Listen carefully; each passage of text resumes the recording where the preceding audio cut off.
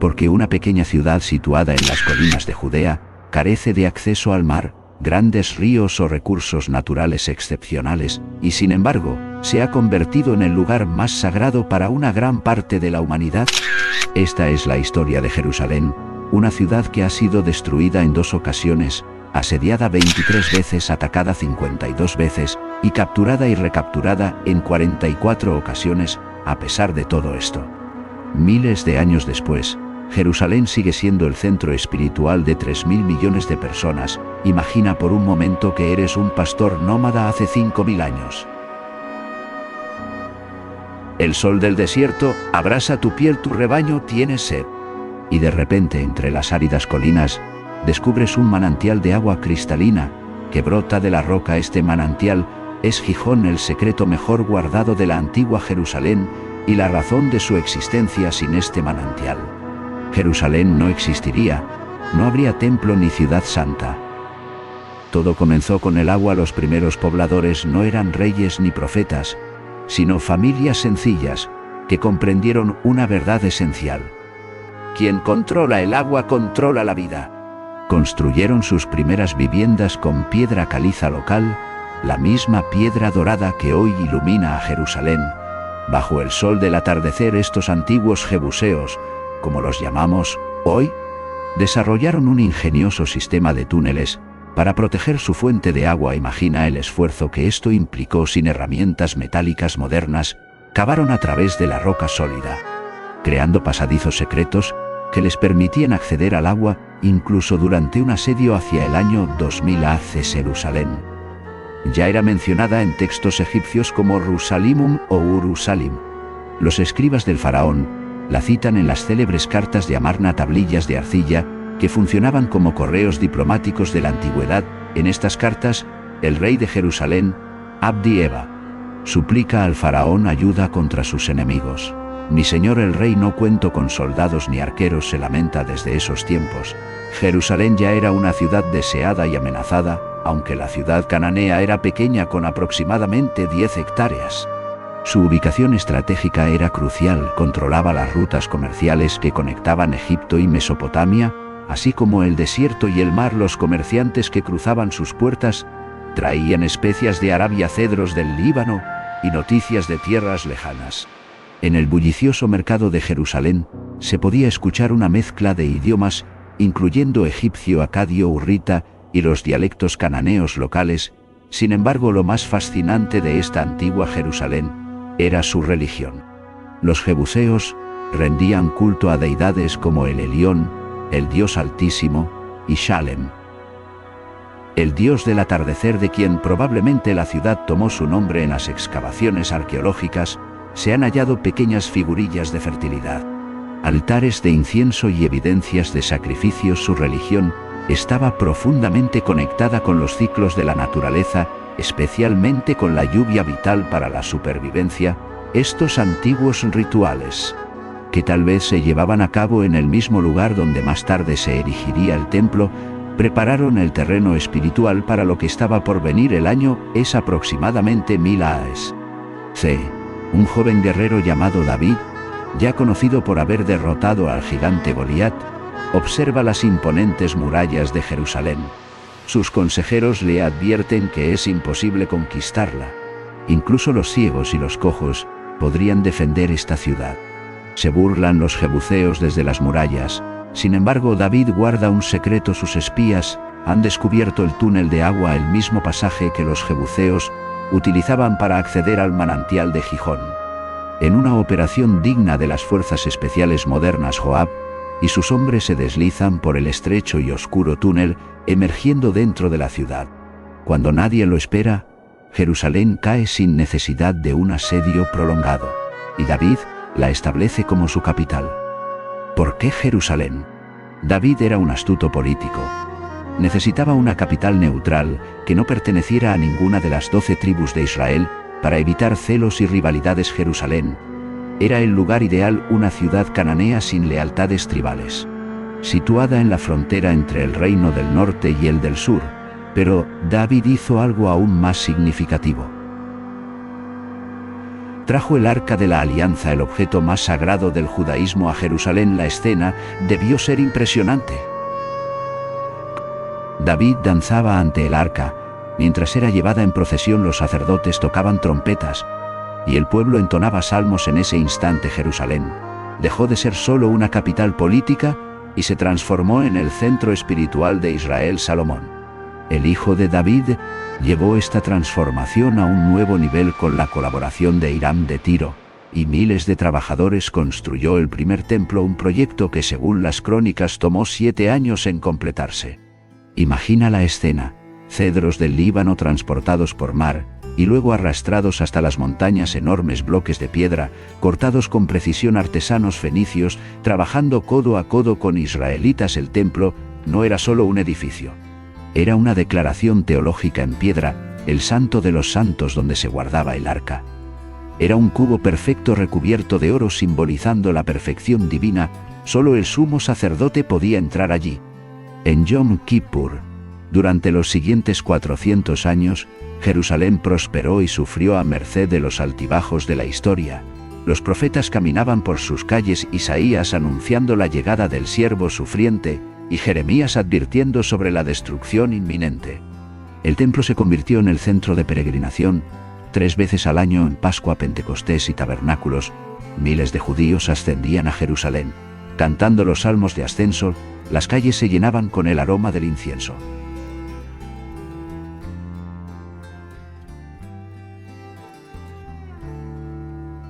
El sonido de los cánticos y el balido de los corderos destinados al sacrificio. Sin embargo, en el año 586 a.C., las profecías de Jeremías se hicieron realidad. Nabucodonosor II de Babilonia sitió Jerusalén durante 2 años. El hambre era tan extrema que algunas madres llegaron a cocinar a sus propios hijos. Cuando las murallas finalmente cayeron, los babilonios no mostraron compasión. El templo fue saqueado y reducido a cenizas, sus tesoros llevados a Babilonia, y los nobles fueron ejecutados frente al rey Sedequías, a quien luego le sacaron los ojos para que esa escena de horror fuera lo último que viera la mayoría de la población. Fue llevada al exilio. Jerusalén quedó en ruinas, y parecía que la historia de la ciudad santa había llegado a su fin. Pero, como descubriremos, esto era solo el comienzo. En el año 539 a.C. ocurrió algo extraordinario en Babilonia. Ciro, el grande rey de Persia, conquistó el imperio babilónico sin necesidad de disparar una flecha. Una de sus primeras decisiones fue permitir que los judíos exiliados regresaran a Jerusalén. El cilindro de Ciro, que actualmente se puede ver en el Museo Británico, es considerado por algunos como la primera declaración de derechos humanos. Imagina la escena: ancianos que habían llorado junto a los ríos de Babilonia ahora derramaban lágrimas de alegría. Los jóvenes que nunca habían visto Jerusalén escuchaban historias de sus abuelos sobre el templo dorado. Caravanas de familias emprendieron el largo viaje de regreso cantando salmos de liberación. Sin embargo, el regreso fue agridulce. Al llegar a Jerusalén, los exiliados encontraron ruinas. La ciudad que David y Salomón habían embellecido era irreconocible. Los primeros en regresar, liderados por Zorobabel, comenzaron a reconstruir el templo, pero carecían de los recursos que tuvo Salomón.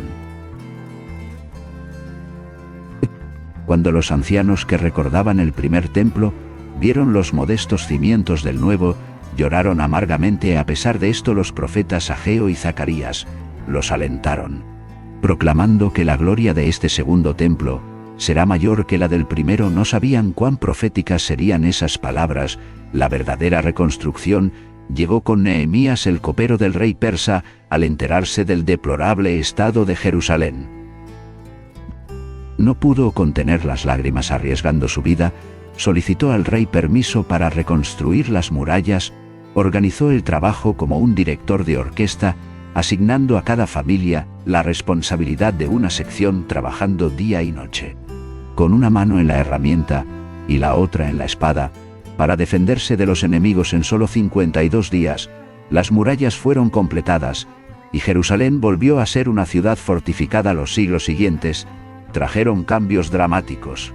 Alejandro Magno conquistó el imperio persa trayendo consigo la cultura griega. Jerusalén se encontró en el centro de un choque de civilizaciones. Algunos judíos adoptaron el helenismo, asistiendo a gimnasios donde los jóvenes se ejercitaban desnudos. Lo que escandalizaba a los más tradicionales. También se presentaban dramas griegos en teatros, y la filosofía griega comenzaba a cuestionar las antiguas creencias. Otros, sin embargo, resistieron con ferocidad.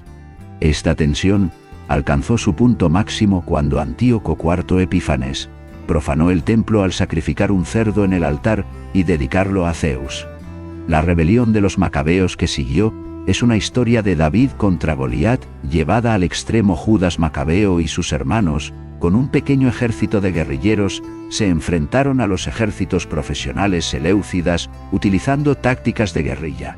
Su conocimiento del terreno y una fe inquebrantable lograron lo que parecía imposible: liberaron Jerusalén y purificaron el templo. La leyenda dice que solo encontraron aceite puro suficiente para un día, pero milagrosamente duró 8 días. Así nació Hanukkah, la fiesta de las luces que se celebra hasta hoy.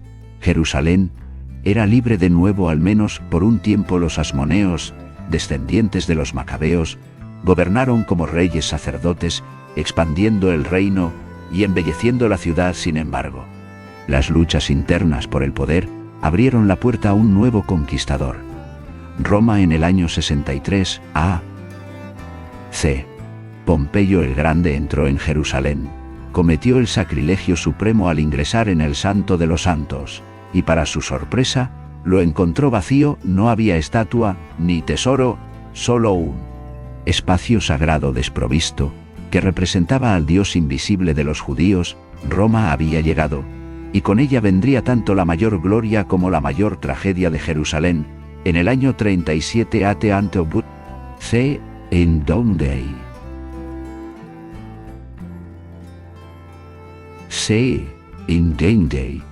un hombre ascendió al trono de Judea que transformaría Jerusalén para siempre.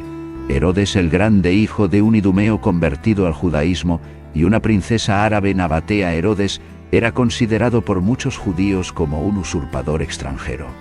Paranoico hasta el extremo, mandó a matar a su esposa favorita, a 3 de sus hijos y a numerosos rivales tanto reales como imaginarios. Sin embargo, también fue el arquitecto más ambicioso que Jerusalén había conocido.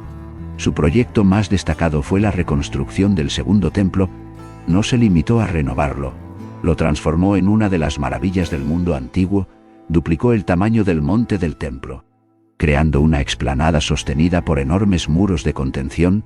Las piedras más grandes pesaban más de 500 toneladas, y hasta hoy, los ingenieros se preguntan cómo lograron moverlas sin maquinaria moderna. El templo de Herodes era deslumbrante. Sus muros estaban revestidos de mármol blanco, que brillaba como la nieve bajo el sol. El techo estaba adornado con pinchos de oro, para evitar que los pájaros se posaran y ensuciaran el edificio sagrado. Los peregrinos que llegaban desde Alejandría, Roma o Babilonia quedaban asombrados ante su magnificencia, pero fue en este grandioso escenario donde un joven carpintero de Nazaret, llamado Jesús, haría historia. Imagina la escena durante la Pascua del año 30 de O.C. Más de 1 millón de peregrinos abarrotaban Jerusalén. El aire estaba impregnado del humo de los sacrificios, los gritos de los vendedores y el tintineo de las monedas de los cambistas, y en medio de este bullicio, Jesús volcó las mesas gritando: «Mi casa será llamada casa de oración, pero ustedes la han convertido en una cueva de ladrones». Los últimos días de Jesús en Jerusalén están grabados en la memoria colectiva de la humanidad.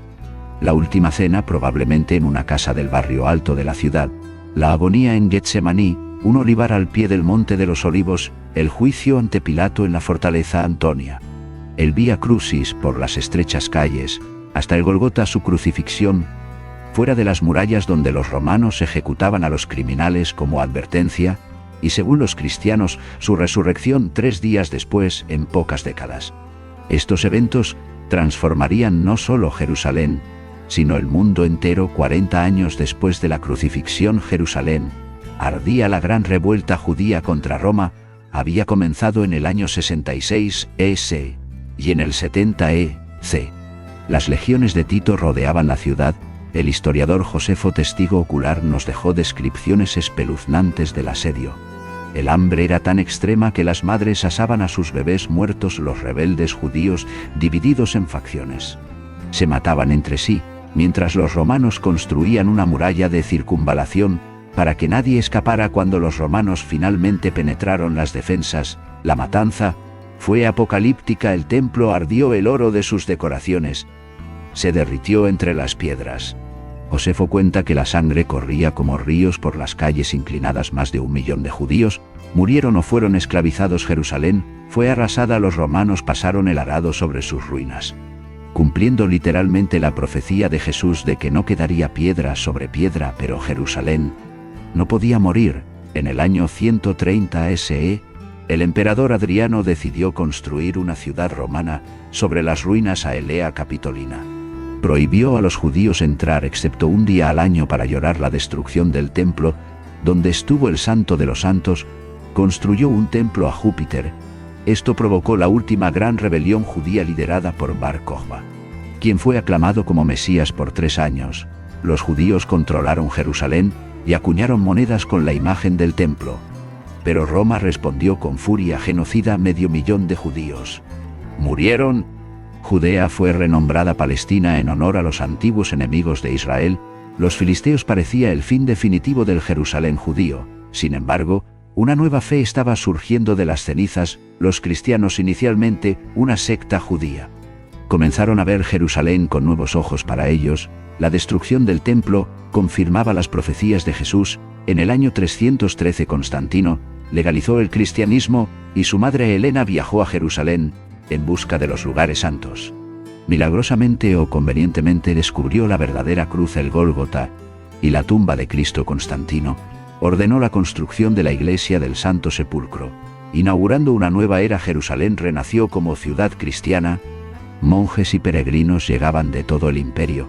Se construyeron cientos de iglesias, monasterios y hospicios. El desierto de Judea se llenó de ermitaños, buscando imitar a Cristo. Jerusalén se convirtió en una ciudad de rezos y procesiones, donde cada piedra contaba una historia sagrada. En el año 637, el ejército musulmán del califato Rashidun acampaba a las afueras de Jerusalén. La ciudad, defendida por bizantinos, esperaba lo peor. Los habitantes recordaban las brutales conquistas persas de apenas 2 décadas antes, cuando miles fueron masacrados y las iglesias quemadas. Pero algo extraordinario estaba por suceder. El patriarca cristiano Sofronio envió mensajeros. Sí rendirían, pero solo al califa en persona.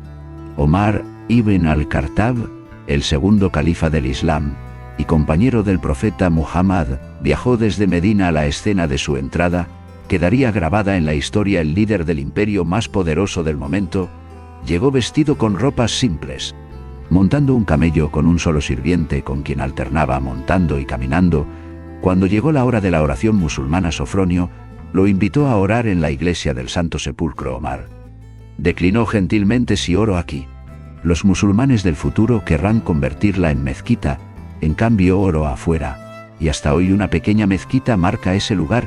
El pacto de Omar estableció un precedente revolucionario. Los cristianos y judíos, como gente del libro, podían mantener su fe, propiedad y lugares de culto a cambio del pago de un impuesto. Después de 5 siglos de prohibición bizantina, los judíos pudieron regresar a Jerusalén. Omar mismo limpió el monte del templo, abandonado y usado como basurero por los bizantinos. Cuando encontró la roca sagrada, el lugar donde, según la tradición, Abraham casi sacrificó a Isaac, lloró y rezó para los musulmanes. Este es el sitio desde donde Muhammad ascendió al cielo en su viaje nocturno, convirtiéndolo en el 3er lugar más sagrado del Islam, después de la Meca y Medina, en el año 691. El califa omeya Abd al-Malik completó uno de los edificios más hermosos jamás construidos. La cúpula de la roca no era una mezquita, sino un santuario octogonal coronado por una cúpula dorada, que parecía flotar sobre la ciudad. Sus paredes estaban adornadas con mosaicos bizantinos, irónicamente elaborados por artesanos cristianos, y con versos del Corán en elegante caligrafía árabe. El mensaje teológico era claro: el Islam había llegado para quedarse, y Jerusalén era ahora una ciudad musulmana. Junto a la cúpula se construyó la mezquita de Al-Aqsa, mencionada en el Corán como la más lejana Jerusalén conocida en árabe. Como Al-Quds, la Santa, se convirtió en un centro de peregrinación islámica durante los siguientes 4 siglos. Jerusalén floreció bajo el dominio musulmán. Los califatos Omeya Abbasí y Fatimí la gobernaron, y la ciudad se llenó de madrasas, escuelas religiosas, hospitales y caravasares para los peregrinos judíos, cristianos y musulmanes. Convivían en relativa armonía. Los judíos desarrollaron la Masora, un sistema de vocalización del texto hebreo. Los cristianos mantenían sus iglesias y recibían peregrinos de Europa. Los musulmanes estudiaban en las madrasas junto a la mezquita de Al-Aqsa. Fue una época dorada de convivencia. Aunque no exenta de tensiones, sin embargo, en 1099, los cruzados europeos aparecieron en el horizonte y este delicado equilibrio se rompería en un baño de sangre. La toma de Jerusalén por los cruzados fue una de las masacres más brutales de la historia medieval. Los soldados cristianos, tras un asedio de 5 semanas, irrumpieron en la ciudad el 15 de julio de 1099. Lo que siguió fue una orgía de violencia que contradecía todo lo que su religión predicaba. Musulmanes y judíos fueron asesinados indiscriminadamente. Los judíos se refugiaron en sus sinagogas, que fueron incendiadas con ellos dentro. Los musulmanes que buscaron refugio en la mezquita de Al-Aqsa fueron masacrados hasta el punto de que, según los cronistas, la sangre llegaba a los tobillos. En 2 días casi toda la población de Jerusalén fue exterminada. Los cruzados, cubiertos de sangre, se dirigieron a la iglesia del Santo Sepulcro. Para dar gracias a Dios por su victoria, establecieron el reino latino de Jerusalén, convirtiendo la cúpula de la roca en iglesia y la mezquita de Al-Aqsa en palacio real. Los caballeros templarios, una orden militar religiosa, establecieron su cuartel general en el monte del templo, de donde tomaron su nombre. Sin embargo, el dominio cruzado no duraría. En 1187, un joven comandante kurdo llamado Salah ad-Din o Saladino unificó a los musulmanes y marchó sobre Jerusalén. A diferencia de los cruzados, 88 años antes, Saladino mostró misericordia. Permitió que los cristianos se marcharan pagando un rescate, y aquellos que no podían pagar a menudo eran liberados por su generosidad personal.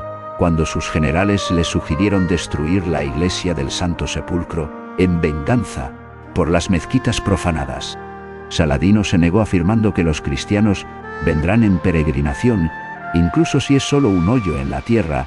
Invitó a los judíos a regresar en de casi un siglo de prohibición cruzada. Las familias musulmanas fueron designadas guardianas de los lugares santos cristianos, una tradición que continúa hasta hoy bajo los mamelucos. 1260-517 Jerusalén se convirtió en un centro de estudios islámicos. Construyeron hermosas madrasas, fuentes y hospedajes que aún adornan la ciudad vieja. Aunque ya no era capital de nada, Jerusalén mantuvo su estatus sagrado, atrayendo peregrinos de las 3 religiones. En diciembre de 1516, el sultán otomano Selim I entró en Jerusalén sin disparar un solo tiro. Los mamelucos, debilitados por luchas internas, se rindieron pacíficamente. Cuenta la leyenda que Selim tuvo un sueño donde el profeta Muhammad le ordenaba proteger Jerusalén. Sea cierto o no, los otomanos tratarían a la ciudad con un respeto especial durante los próximos 400 años, pero fue su hijo, Suleimán el Magnífico, quien dejaría la marca más visible en Jerusalén entre 1537 y 1541. Ordenó la construcción de las murallas que todavía hoy definen la ciudad vieja. Si has visitado Jerusalén, has caminado junto a las murallas, has entrado por sus puertas, has admirado sus torres, son tan icónicas que es difícil imaginar Jerusalén sin ellas. La construcción fue una hazaña de ingeniería y logística. Los arquitectos otomanos estudiaron las antiguas fortificaciones romanas y cruzadas, incorporando sus mejores elementos. Las murallas se extienden por 4 kilómetros, tienen un promedio de 12 metros de altura, incluyen 34 torres y 7 puertas. La puerta dorada está sellada. Cada puerta tiene su historia. La puerta de Damasco, diseñada con una entrada en ángulo para dificultar los ataques. La puerta de Jaffa, por donde llegaban los peregrinos del puerto. Y la puerta de los leones, adornada con panteras que el pueblo confundió con leones. Suleimán el Magnífico también renovó la cúpula de la roca, cubriéndola con los hermosos azulejos azules que la distinguen en la actualidad. Mejoró el suministro de agua construyendo fuentes públicas conocidas como sabils en toda la ciudad. Una inscripción en la puerta de Jaffa aún proclama: en el nombre de Alá, el misericordioso, ordenó la construcción de estas murallas el sultán Suleimán, hijo de Selim, que Alá glorifique su victoria bajo el dominio otomano. Jerusalén se organizó en un sistema de milets, que eran comunidades religiosas autónomas. Cada comunidad en Jerusalén, ya fuera musulmana sunita, cristiana ortodoxa, armenia, católica o judía, contaba con su propio líder, sus propias leyes para asuntos personales y sus propias gentes. Este sistema, aunque segregador, también protegía la diversidad cultural y religiosa de la ciudad. El barrio judío se expandió con la llegada de refugiados sefardíes expulsados de España, mientras que el barrio cristiano se llenó de monasterios de diferentes denominaciones. El barrio armenio mantuvo su carácter único, preservando manuscritos antiguos del primer reino cristiano.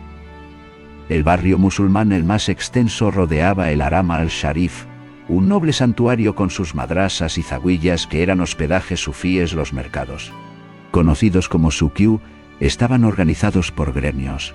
Aquí estaban los orfebres, allá los especieros y más allá los zapateros. El llamado del muezín 5 veces al día marcaba el tiempo, compitiendo con las campanas de las iglesias y el sonido del shofar, el cuerno de carnero de las sinagogas.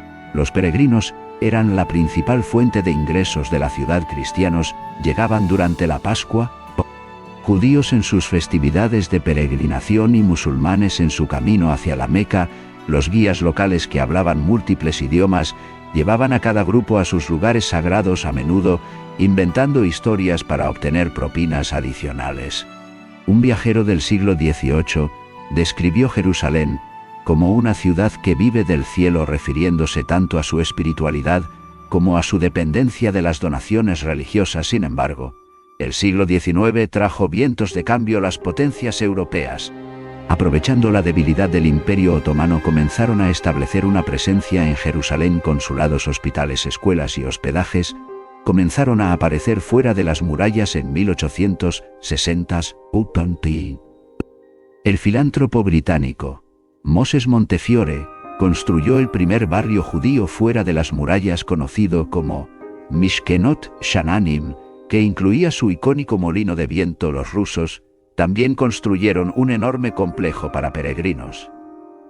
Los alemanes establecieron colonias, mientras que los franceses, italianos y austríacos competían en la construcción de diversas instituciones. En 1892, el ferrocarril llegó a Jerusalén desde Jaffa, conectando la ciudad antigua con el mundo moderno. La fotografía, recién inventada, capturó una Jerusalén en transición, donde camellos compartían las calles con los primeros automóviles y telégrafos coexistían con escribas tradicionales. El cambio más dramático fue demográfico. A principios del siglo XIX, Jerusalén contaba con apenas 9,0 habitantes. La población había crecido a 65,0, y por primera vez en siglos, los judíos eran mayoría en el sionismo. El movimiento nacional judío había elegido a Jerusalén como su símbolo supremo.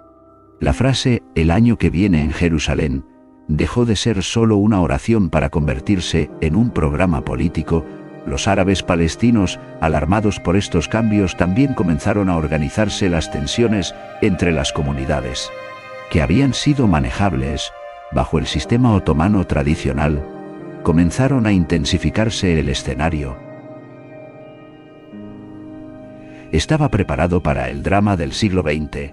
El 11 de diciembre de 1917, el general británico Edmund Allen, como un gesto de respeto, el dominio otomano había llegado a su fin, y una nueva era comenzaba, una era que traería tanto la realización de sueños milenarios como tragedias inimaginables. Ese mismo día, una escena extraordinaria se desarrolló en las afueras de Jerusalén. El general Allenby, comandante de las fuerzas británicas, desmontó de su caballo y decidió entrar a pie en la ciudad santa. Sus asesores le recordaron que el Kaiser Guillermo II había entrado montado en un caballo blanco en 1898. En una demostración de poder imperial, sin embargo, Allenby, consciente de la historia, consciente de la historia, declaró que solo un hombre tiene el derecho de entrar montado en Jerusalén. Refiriéndose a Jesús, este gesto de humildad ocultaba una amarga ironía. Los británicos estaban a punto de asumir el control de la ciudad más disputada del mundo. Armados con promesas contradictorias que sembrarían las semillas de un conflicto centenario, la Primera Guerra Mundial había transformado el Medio Oriente en un tablero de ajedrez donde las potencias jugaban con el destino de pueblos enteros. Los británicos habían hecho 3 promesas incompatibles a los árabes a través de la correspondencia. Hussein McMahon prometieron independencia a cambio de rebelarse contra los otomanos. A los franceses, mediante el acuerdo Sykes-Picot, acordaron dividirse la región. Y a los judíos, con la declaración Balfour del 2 de noviembre de 1917, prometieron el establecimiento en Palestina de un hogar nacional para el pueblo judío. Cuando Lord Balfour visitó Jerusalén en 1925, los árabes lo recibieron con protestas masivas. Un anciano palestino le gritó: «Usted prometió un hogar que no era suyo a un pueblo mientras nosotros vivíamos aquí». La respuesta de Balfour fue reveladora. En Palestina no proponemos consultar los deseos de los habitantes actuales del país. El sionismo, sea correcto o incorrecto, bueno o malo, está enraizado en tradiciones antiguas, en necesidades presentes, en esperanzas futuras de importancia mucho mayor que los deseos y prejuicios de los 700 árabes que ahora habitan esa tierra antigua. Jerusalén, bajo el mandato británico, se convirtió en un polvorín de tensiones étnicas y religiosas. Los británicos intentaron mantener el equilibrio imposible, establecieron un consejo municipal con representación proporcional, construyeron infraestructura moderna, preservaron los lugares santos, pero cada decisión favorecía a un grupo y enfurecía a otro. En 1920, durante la Pascua, estalló el primer gran disturbio. Árabes atacaron el barrio judío de la ciudad vieja al grito de muerte a los judíos. Los británicos, sorprendidos, tardaron días en restaurar el orden. El patrón estaba establecido: violencia comunal, respuesta británica tardía. Comisiones de investigación, promesas de reforma y vuelta a empezar. El joven oficial británico que comandaba la policía durante esos disturbios escribió en su diario: Jerusalén es una ciudad maldita, todos rezan al mismo Dios, pero están dispuestos a matarse por la de hacerlo. El conflicto se intensificó con cada ola de inmigración judía. Los refugiados del antisemitismo europeo llegaban con sueños de redención en la tierra prometida. Los árabes palestinos veían su tierra, su mayoría demográfica, su futuro amenazados. En agosto de 1929, una disputa sobre el muro occidental, conocido como el Muro de los Lamentos para los judíos y el Muro de Al-Burak para los musulmanes, desató una ola de violencia en toda Palestina. En Jerusalén, multitudes árabes atacaron barrios judíos y en Hebrón 67 judíos fueron masacrados. Los británicos impusieron la ley marcial, y las comunidades que habían convivido durante siglos comenzaron a mirarse con miedo y odio. Un comerciante árabe del mercado de la ciudad vieja recordaba: antes comprábamos y vendíamos juntos, asistíamos a las bodas de los otros. Nuestros hijos jugaban juntos. Después de 1929, construimos muros invisibles entre nosotros. La gran revuelta árabe de 1936-1939 transformó Jerusalén en un campo de batalla urbano. Los palestinos, liderados por el Mufti Ahmed al-Husseini, declararon una huelga general que duró 6 meses. Los fedayines, guerrilleros palestinos, atacaban objetivos británicos y judíos, mientras que los británicos respondieron con dureza: toques de queda, demoliciones de casas y detenciones masivas. Volaron partes del casco antiguo para crear vías de acceso para sus vehículos blindados. Por su parte, los judíos desarrollaron la Haganá, su fuerza de defensa clandestina. Jerusalén se militarizó con puestos de control, alambradas y reflectores, convirtiendo la ciudad santa en una prisión. Un soldado británico escribió a casa: dicen que estamos manteniendo la paz, pero no hay paz que mantener, solo mantenemos separados a 2 pueblos que quieren matarse. La Segunda Guerra Mundial trajo una tregua temporal, pero también horrores inimaginables. Cuando las noticias del Holocausto llegaron a Jerusalén, la comunidad judía entró en estado de shock y luego en una feroz determinación los sobrevivientes que llegaban a Palestina.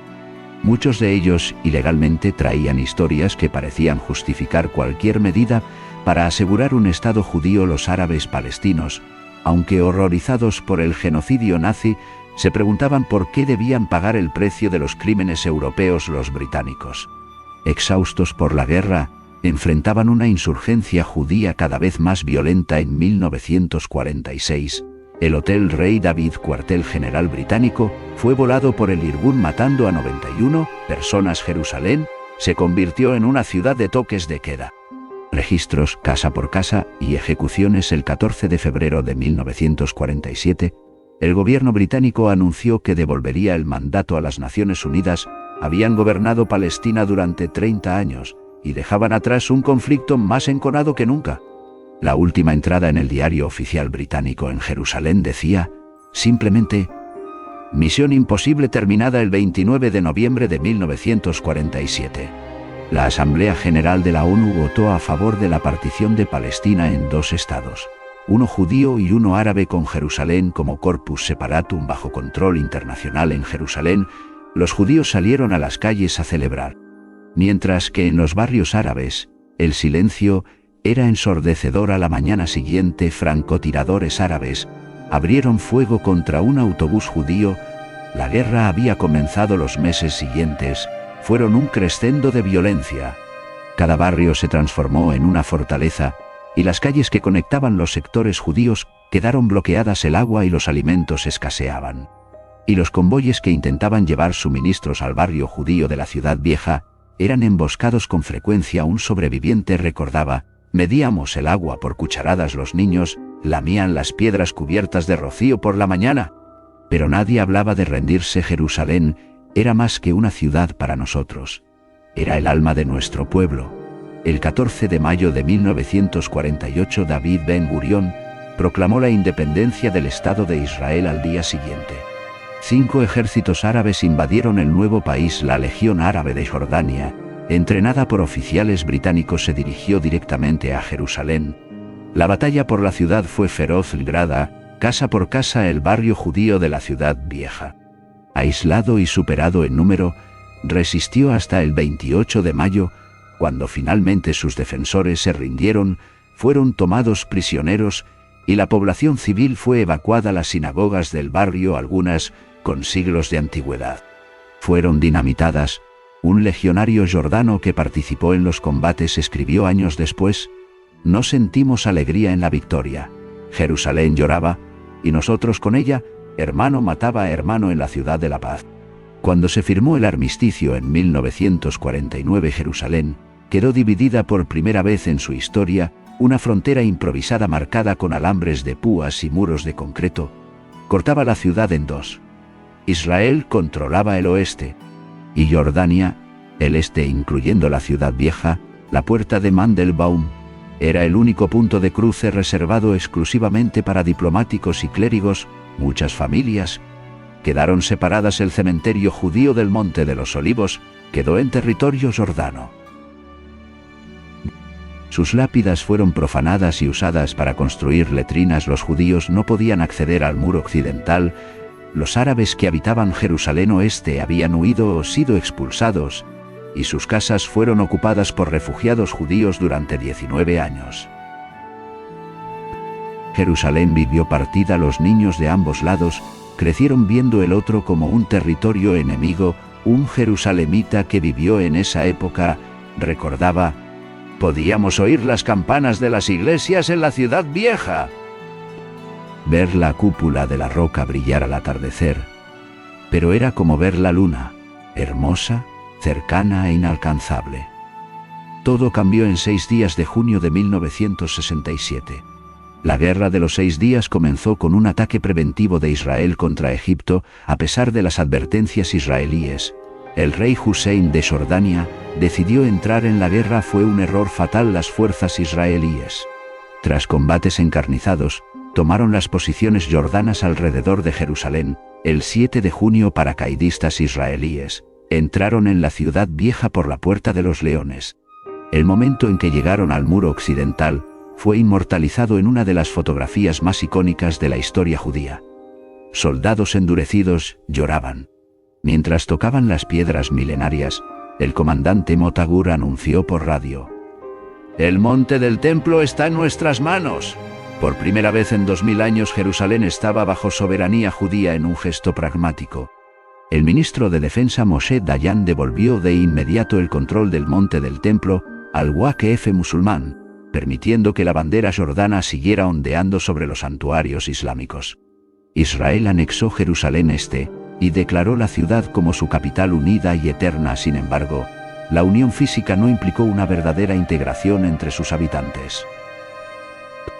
Los palestinos de Jerusalén Este rechazaron la ciudadanía israelí y mantuvieron un estatus de residentes permanentes, 2 sistemas educativos, 2 sistemas de salud y 2 narrativas históricas conviven en la misma ciudad. La construcción de barrios judíos en Jerusalén Este, considerados asentamientos ilegales por la comunidad internacional, profundizó aún más la división. Las intifadas, los levantamientos palestinos de 1987 y 2000 devolvieron la violencia a las calles de Jerusalén. Autobuses explotaban, cafés eran atacados, se construían barreras de seguridad.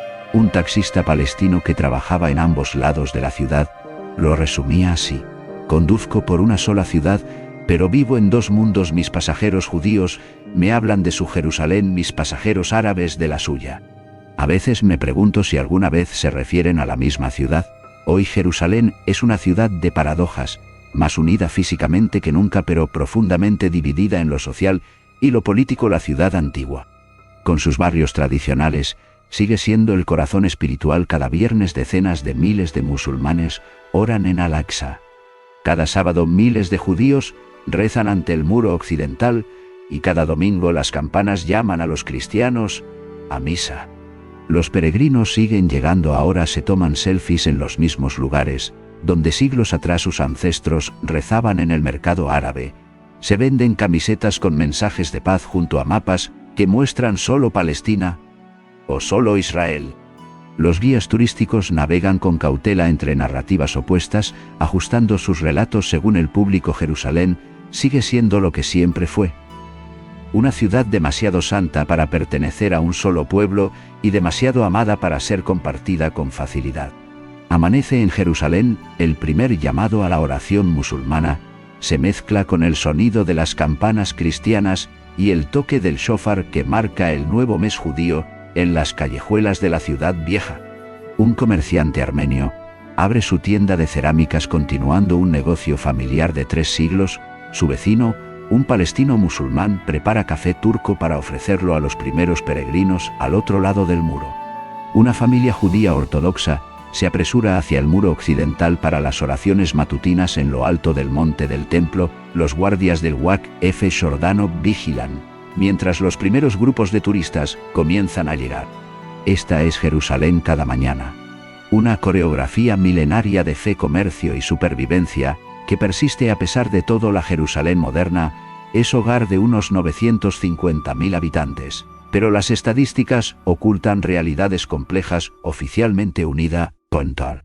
La ciudad está profundamente segregada. Los 350.000 palestinos que viven en Jerusalén Este habitan un limbo legal. Son residentes permanentes, pero no ciudadanos. Pueden perder su estatus si se ausentan demasiado tiempo.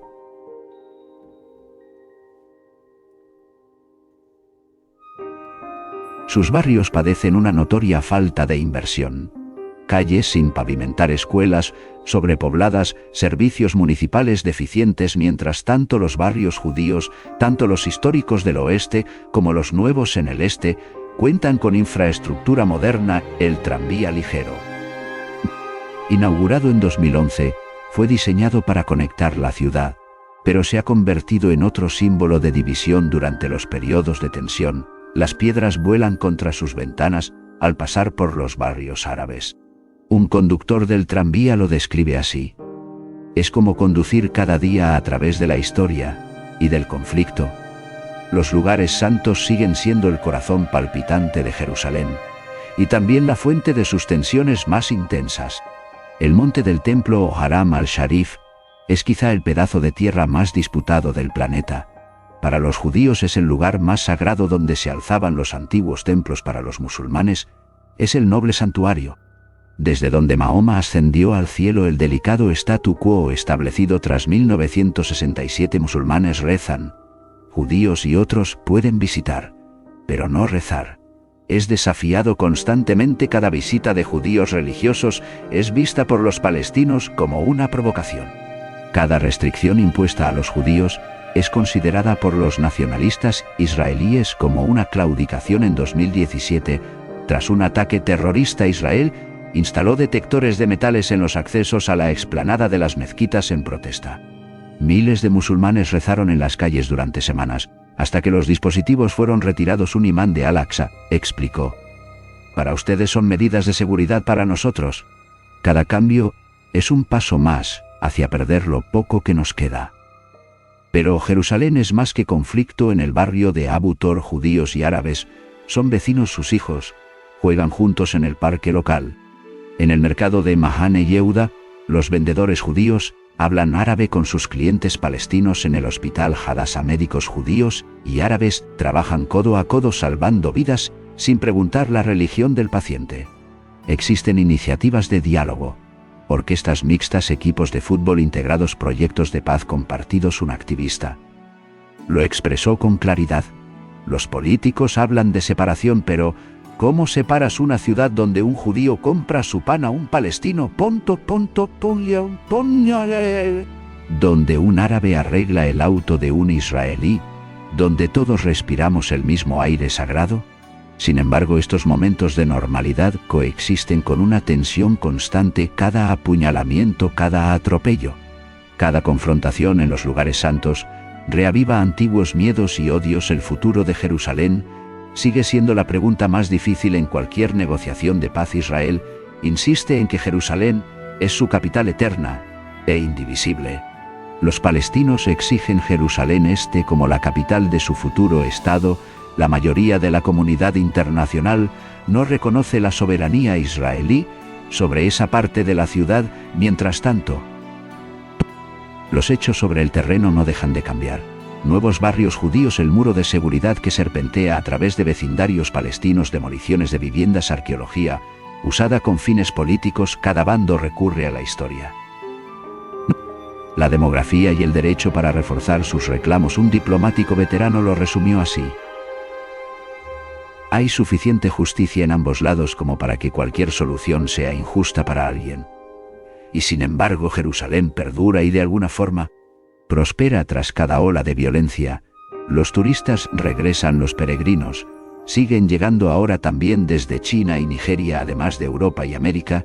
La ciudad se moderniza. Hoteles boutique en edificios otomanos restaurados. Restaurantes gourmet que combinan cocinas de Oriente y Occidente. Una escena tecnológica floreciente que algunos llaman Silicon Wadi. Los jóvenes de Jerusalén, judíos y árabes, están creando una cultura urbana única. Hip hop en hebreo y árabe. Arte callejero que desafía las narrativas oficiales. Cafés donde las identidades se disuelven sobre un espresso. Una artista palestina que pinta obsesivamente la ciudad lo describe así: Jerusalén es como un amante imposible. Te rompe el corazón cada día, pero no puedes dejar de amarla. Y así, mientras el sol se pone sobre Jerusalén tiñendo sus piedras doradas de rojo, la ciudad se prepara para otro ciclo de oraciones, sueños y conflictos. En algún lugar, Tili Abdol Nuras, un niño judío, estudia antiguos textos que prometen la redención. En otro rincón, un niño palestino escucha a su abuelo hablar de las llaves de una casa perdida en 1948. En las iglesias, los cristianos cantan sobre la Jerusalén celestial. Mientras viven en una muy terrenal, todos rezan por la paz, pero cada uno imagina una paz distinta. Jerusalén ha sobrevivido a imperios y conquistadores, cruzados y califas, terremotos y guerras. Ha sido destruida y reconstruida, dividida y reunificada, santificada y profanada. Cada piedra cuenta múltiples historias, cada calle tiene varios nombres, cada lugar sagrado es reclamado por diferentes fieles. Es una ciudad imposible que no debería funcionar, pero de alguna manera lo hace. Quizás ese sea su verdadero milagro, no las apariciones divinas ni los eventos sobrenaturales, sino el simple hecho de que cada mañana cientos de miles de personas que no están de acuerdo en casi nada, se levantan y comparten la misma ciudad. ¿Qué le depara el futuro a Jerusalén? Nadie lo sabe, pero si la historia enseña algo, es que Jerusalén seguirá siendo lo que siempre ha sido. Un espejo de lo mejor y lo peor de la humanidad, un lugar donde lo divino y lo humano chocan, y a veces solo a veces se abrazan. La ciudad más sagrada del mundo sigue esperando su redención más esquiva. La paz hasta entonces, Jerusalén permanece suspendida entre la tierra y el cielo, entre el pasado y el futuro, entre la esperanza y la desesperación. Eterna, en su impermanencia, unida en su división rota, pero entera como lo ha sido por 5000 años, como tal vez lo será por 5000 más.